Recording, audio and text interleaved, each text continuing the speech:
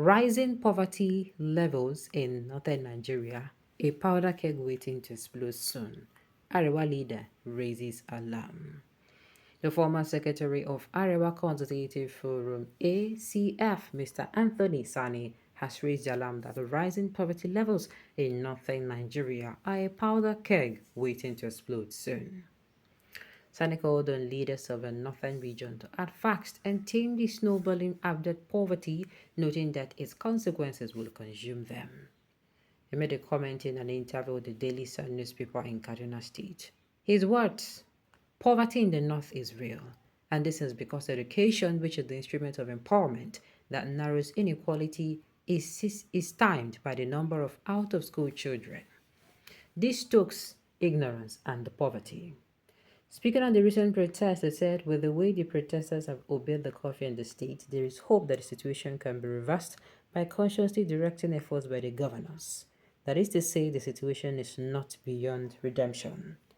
If the intention of the protest was to draw the attention of the government to the fact that its policies have brought about the pain that comes with the hardship, I think the point has been made, and Mr. President has admitted that much and promised to address the challenges in the economy. As to the violence in the north, I would let you know this report about President George W. Bush and former President Bill Clinton once said about poverty in the third world. President Bush posited that the third world leaders tend to weaponize poverty because they believe poverty is directed at the heart of freedom. Former President Bill Clinton was piety when he said the same poverty is a powder keg waiting to be ignited by the indifference of the leaders. The violence in the north has made what Clinton said to be a truism and a signal to the northern leaders about what can happen if nothing is done about the current challenges. Okay, make we share the watch. The poverty wey dey for north, the thing be say we have a lot of things wey cause am, but the one wey we say dey cause am no be even the out of school children o. Make I tell you, na the brainwash from the traditional rulers and the religious leaders. Yes, you understand?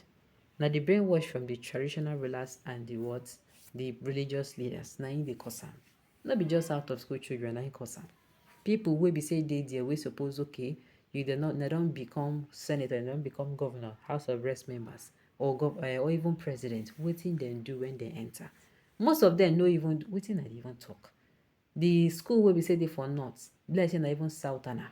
Majority of them na southerner handwork. So you sef check am. Check am where. Check am where. Poverty in the north did not start now. The northern should be ashamed to come out and cry of poverty. True. While the northerners being the ones ruling Nigeria right from the time, you guys are angry. Share your get. That's why I say no be matter of out of school children. What is the governor doing with your money? Please let everything explode. There is nothing anyone can do about it if northerners, especially Hausa, Fulani, Muslim North, do not start living rationally and sustainably. Abolish polygamy, limit number of children to 3, shun fanatical religion, make education compulsory for everyone, educate the girl child and empower women, empower the people and make cheap, affordable loan available and accessible. With this, poverty can be reduced considerably by over 50% in about 10 years and can be eradicated totally in about 40 years. That is why I'm saying we in Nigeria, we need to have a plan. Even though this one where you say I don't totally agree with them, but we need to have a plan. A plan will be say, don't be just a plan for, no. A plan will go continue, like 50 years plan. If you get 50 years plan, now be say a lot of things could change. Some of them no go totally everybody, but the thing, the change is necessary.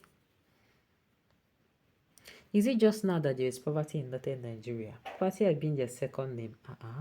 Their politicians have been using that religion to slay them. They have no say of theirs. Whatever their emirs tell them to do, that is what they would do. Tinubu only add a little favor to it to make it more appetizing.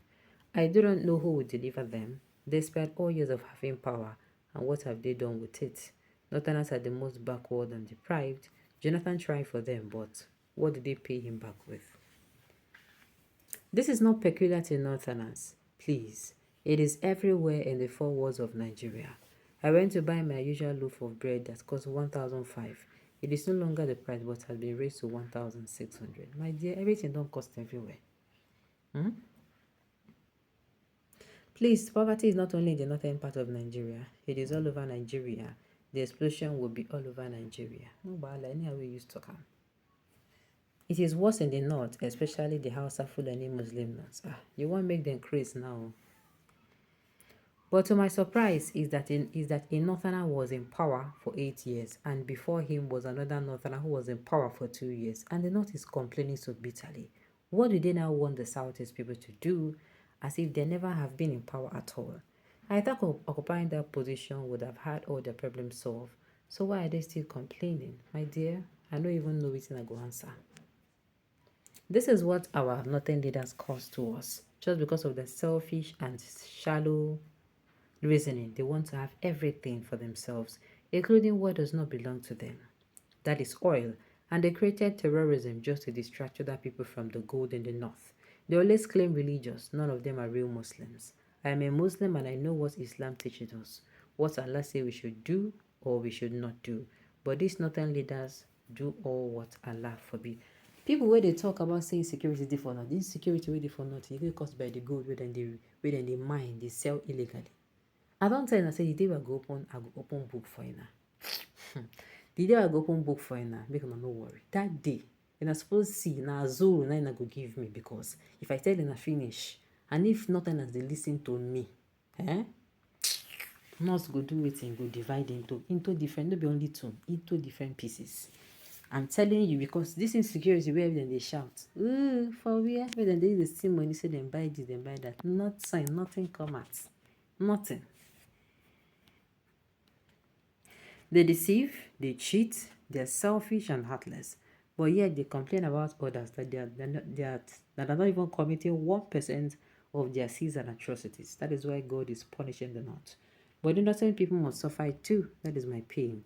But sometimes the masses in the north too contributed to the problems by looting and murdering, by looting and giving information to bandits about ourselves.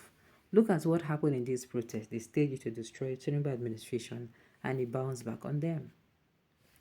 The premise of the note is when Buhari government borrowed money and murdered the economy of Nigeria, so that Arewa was silent as if things are going well, and then people are now blaming the present regime.